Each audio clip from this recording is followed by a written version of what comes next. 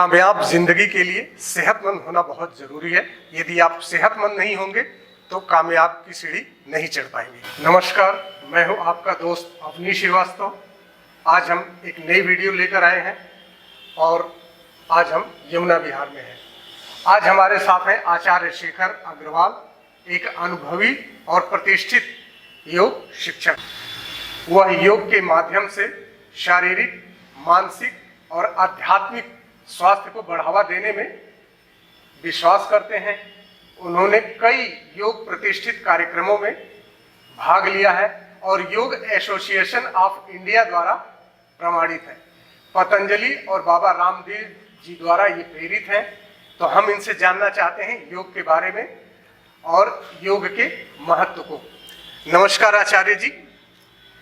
आचार्य जी, थोड़ा सा कुछ अपने बारे में बताएं कुछ। सबसे पहले तो ग्लैम टीवी के सभी श्रोताओं को मेरा प्रणाम। आपको मेरा प्रणाम, आपकी पूरी टीम को हमारे योग संस्थान में आप सभी का स्वागत है। बहुत बहुत धन्यवाद। मैं आचार्य शेखर अग्रवाल। मैंने अपनी पढ़ाई, जो मेरी 12वीं तक की पढ़ाई थी, वो दिल्ली में ही करी थी। इसके बाद मैं 2013 में पतंजलि बाबा जी, हमारे स्वामी रामदेव जी के विश्वविद्यालय, पतंजलि विश्वविद्यालय में जाके मैंने वहाँ से बैचलर्स और मास्टर्स की शिक्षा ग्रहण करी योग में ही।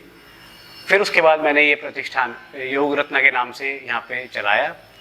योग की यात्रा 2013 से मेरी आरंभ हुई। उससे पहले मैं भी एक सामान्य, एक जैसे दिल्ली का एक बच्चा होता है, उसी तरह मैं इस इन्वायरमेंट में था। 2013 के बाद शायद मेरे पिछले जन्म के बहुत कुछ अच्छे संस्कार रहे होंगे जो मैं योग से जुड़ा, स्वामी जी के पास गया, उन्होंने मुझे अपना शिष्य चुना और आज मैं आपके सामने बैठा। बहुत सुंदर आपका परिचय। तो स्वामी जी, आप योग को अपने जीवन में कैसे शामिल किया और इसका अभ्यास कैसे शुरू किया है आपने? 2013 से ही मैं योग में आया। उससे पहले मैं, जैसे मैंने बताया आपको, सामान्य छात्र, सामान्य एक बच्चा, सामान्य जनजीवन चल रहा था। हाँ। क्रिकेट खेलना या सामान्य अपने अभ्यास करते रहना, जो आजकल बच्चे रूटीन में करते हैं, जो वही सारी चीजें, वही सब चीजें मेरी चल रही थी। 2013 में मेरे साथ मेरा 12th खत्म हुआ। 12th में मैंने PCM से पढ़ी थी, तो मेरा कभी ऐसा था ही नहीं कि मेरे को योग के क्षेत्र टीचर बनना है। मैं कभी ऐसा सोचा भी नहीं था। परंतु कहते हैं कि जो ईश्वर को आपसे कराना होता है वही आपको लेके जाते हैं, वही आपको आगे आपके जीवन में आपके बढ़ता है। तो इसी प्रकार 2013 में मेरा एक साथ एडमिशन हुआ। मैं अपने जीवन में योग की शिक्षा वहीं से मैंने, जैसे ही जिस दिन से मेरा एडमिशन हुआ, वहाँ पे हमारा शेड्यूल सुबह 5 बजे हमें योग की कक्षा, अपने वहाँ जाना, 1.5 घंटे की योग कक्षा लगाना, पूरे दिन कॉलेज, फिर शाम को योग कक्षा में आना। तो वहाँ से इतना इंस्पिरेशन मिलता था, मानसिक शांति, शारीरिक शांति, बौद्धिक शांति, आध्यात्मिक शांति इतनी अच्छी लगती थी कि धीरे धीरे योग में इन तरह ज़्यादा इंटरेस्ट बनता चला गया कि शायद अब एक भी दिन ऐसा हो कि बिना योग किए या कराए दिन गुजरे। योग शुरू करने के लिए सबसे पहले हम लोगों को मानसिक रूप से तैयार होना पड़ेगा। शारीरिक रूप से तो आप तैयार हो ही जाएंगे। सबसे पहले अपने मन को बनाना पड़ेगा कि हाँ, मुझे अब योग करना है। और योग करना है, क्यों करना है? अपने लिए करना है। बिल्कुल। सबसे पहले व्यक्ति को स्वयं से ही सुधार स्टार्ट करनी चाहिए। दूसरे को सुधारो बाद में ले, पहले वो स्वयं को सुधारे। उसके बाद वो योग का अभ्यास स्टार्ट करेगा। तो आप देखेंगे शुरू के 10-15 दिन तो देखिए सभी चीज के लिए कठिन रहते हैं। आप कहीं बाहर भी जाते हैं तो आपको भी थोड़ी, जैसे आप घर वापस आएंगे तो आपको भी 10-15 दिन अपने आप को बॉडी को एडजस्ट करने में लग जाते हैं। परंतु 10-15 दिन बाद आपको फील होने लगेगा कि मेरे अंदर क्या क्या चेंजेस आए। आपको लगेगा जो पहले आप अगर 10 सीढ़ियां चढ़ने पे आपकी सांस फूलती थी, वो सांस फूलना बंद हो गया। आपको लगेगा पहले मैं छोटी छोटी बातों में चिड़चिड़ा हो जाता था, वो चिड़चिड़ाहट कम हो गई। वेट लॉस, कमर दर्द, ये तो बहुत सामान्य लक्षण है। ये तो बाई प्रोडक्ट बोलते हैं हम लोग इसे, कि जब आप योग करेंगे तो बाई प्रोडक्ट्स आपके साथ साथ जुड़ ही जाएंगे। परंतु उससे ज्यादा जरूरी है जो आजकल चिड़चिड़ापन आ गया है, एकदम एग्रेसिवनेस आ गई है, व्यक्ति को दूसरे व्यक्ति के प्रति हीन भावना आ गई है, उनको एकदम खून करने की सब किया आजकल। थोड़ी सी बातों पे लोग जो है एकदम आपस में उत्तेजित हो जाते हैं, तो वो उत्तेजना खत्म हो जाती है, मन शांत हो जाता है, स्थिर हो जाता है। बहुत एक आपको लगता है कि हाँ, मेरा जीवन अब नया जीवन स्टार्ट हो गया योग करने के बाद, योग करने से। जी, मतलब योग के आपने इतने फायदे 2 शब्दों में ऐसे गिना दिए लोगों को। तो स्वामी जी, आप अपने छात्रों को योग के क्या क्या लाभ प्रदान करता है? लाभ तो मैं क्या योग प्रदान करता है। जैसे योग से मैंने आपको बताया कि सबसे पहले मानसिक शांति, मानसिक शांति मिलना एक इतना, आजकल व्यक्ति के पास सब कुछ हो के भी कुछ नहीं है, अगर मानसिक शांति नहीं है तो वो हर एक चीज के लिए इतना ज्यादा उत्तेजित हो जाएगा, इतना ज्यादा उतावला हो जाता है कि उसको समझ में ही नहीं आता है कि वो किस ओर बढ़ रहा है। परंतु जब वो योग में आता है सबसे पहले उसे मानसिक शांति मिलती है। दूसरा, शारीरिक जो उसकी विषमताएं हैं या शारीरिक उसके अंदर कोई रोग आ गया है तो वो रोग भी उसके योग करने से बहुत सरलता से दूर हो जाते हैं। शारीरिक, मानसिक, और फिर वो आध्यात्मिक यात्रा की ओर आगे बढ़ जाता है। आध्यात्मिक यात्रा में सबसे पहले हम लोग प्राणायाम जरूर कराते हैं। प्राणायाम से उसका मन शिथिल, शांत व सुंदर बनता है। जिस दिन वो प्राणायाम करता है उसके साथ हम लोग भजन चलाते हैं। अच्छा। हम लोग किसी भी प्रकार के कोई उत्तेजित गाने या कोई ऐसा कोई गानों का प्रयोग बिल्कुल नहीं करते हैं जिससे व्यक्ति उत्तेजित हो। हम लोग बहुत ही शांत म्यूजिक, योग का बहुत ही सरल एक अभ्यास है जिसके अंदर हम लोग बहुत ही शांत म्यूजिक और बहुत ही आध्यात्मिक भजन चलाते हैं। तो लोग मुझे आके बताते हैं कि सर जो हम लोग सुबह आपके यहाँ प्राणायाम में भजन सुनते हैं पूरे दिन हमारे मुंह पे अपने आप ही वो चलता राम नाम चलता अपने आप चलता रहता है। तो अपने आप ही वो धीरे धीरे आध्यात्मिक यात्रा में आगे बढ़ता है। अच्छा स्वामी जी, आप अपने छात्रों को किन प्रकार के योगासन और प्राणायाम देते हैं? आसन और प्राणायाम हम अपने छात्रों को या हमारे जहाँ जो भी अभ्यासी आते हैं उनको हर एक प्रकार के, जैसे जो हमारे टेक्स्ट में जो आसन लिखे उनके साथ साथ जो आजकल के अभ्यास चल गए हैं, कुछ प्रॉप्स के साथ, कुछ हम लोग मैट्स के साथ, अलग अलग प्रकार के सभी आसनों का अभ्यास हम उन सभी अपने अभ्यासियों को कराते हैं। और प्राणायाम में भस्त्रिका प्राणायाम, अनुलोम विलोम प्राणायाम, कपालभाति प्राणायाम, गर्मी ज़्यादा हो गई तो शीतकारी प्राणायाम तक भी हम लोगों ने कराया। सिंहासन से लेके आपका मयूरासन, शीर्षासन, चक्रासन, ये सभी अभ्यास इनमें सामान्यतः ही लोग इजीली अब कर लेते हैं। आप योग को जीवन शैली के रूप में कैसे अपनाते हैं और इसे अपने दैनिक जीवन में कैसे शामिल किया जा सकता है, कुछ इसके बारे में आप अपने विचार रखें। योग, महर्षि पतंजलि अष्टांग योग का वर्णन करते हैं अपने योग सूत्र में। यम, नियम, आसन, प्राणायाम, प्रत्याहार, धारणा, ध्यान, समाधि, ये अष्टांग योग ही योग की यात्रा है। यम के अंदर हमारी समाज के प्रति जिम्मेदारी है वो बताते हैं, जैसे अहिंसा, सत्य, अस्तेय, ब्रह्मचर्य, अपरिग्रह। फिर उसके बाद नियम बताते हैं जिसके अंदर शौच, सबसे पहले हमें शौच करना चाहिए। शौच भी 3 प्रकार का, मानसिक, शारीरिक, आध्यात्मिक शौच।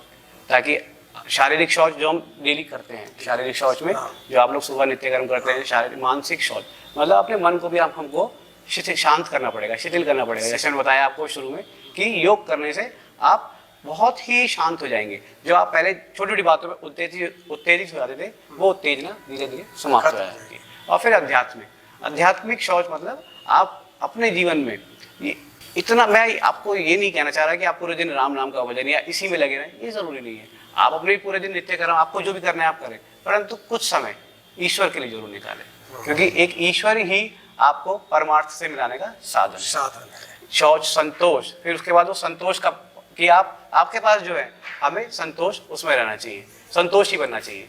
संतोष आजकल हमारे पास चाहे कितना भी हो जाए परंतु हमारे जीवन में संतोष की बहुत कमी हो गई। शौच, संतोष, तप बताया गया है महर्षि पतंजलि ने कि तप जरूर करना चाहिए।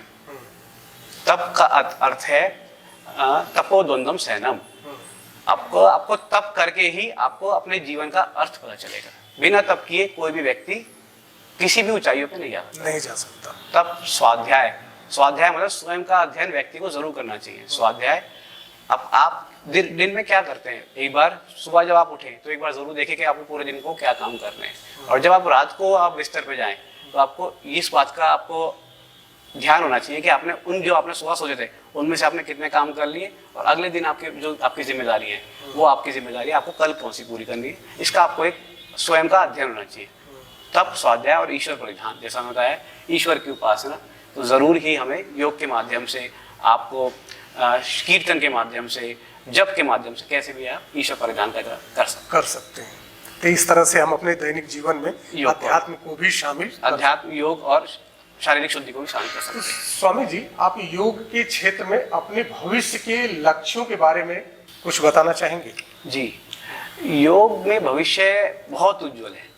हर एक का, मेरा ही नहीं, लगभग सभी ही जो भी योग में है सभी का बहुत उज्जवल है। जैसे जो लोग अभ्यास ही भी कर रहे हैं उनका इसीलिए उज्जवल है कि जब वो योग करते हैं मानसिक शांति, शारीरिक शांति, फ्लेक्सिबिलिटी और रोग खत्म हो जाते हैं। जो व्यक्ति रोगी है उसका तो आधा जीवन वैसे ही खत्म हो जाता है, परंतु जब वो योग में आता है तो उसका रोग खत्म होने से उसका जीवन बढ़ जाता है, वो जीवन आराम से सहजतापूर्वक जी सकता है। दूसरा, जो योगा टीचर्स हैं उनके लिए योग में देखिए हम कितना भी किसी को प्रेरित कर लें, परंतु वो व्यक्ति चाहे 10% ही सही, वो अपनी हरकतों से नहीं मानता है, वो कुछ ना कुछ गड़बड़ करेगा ही करेगा। इसीलिए जिस प्रकार कहा जाता है कि योगा डॉक्टर्स की जॉब कभी खत्म नहीं हो सकती, इसलिए आज अब ये समय आ गया कि योगा टीचर्स की भी जॉब आगे कभी खत्म नहीं हो सकती।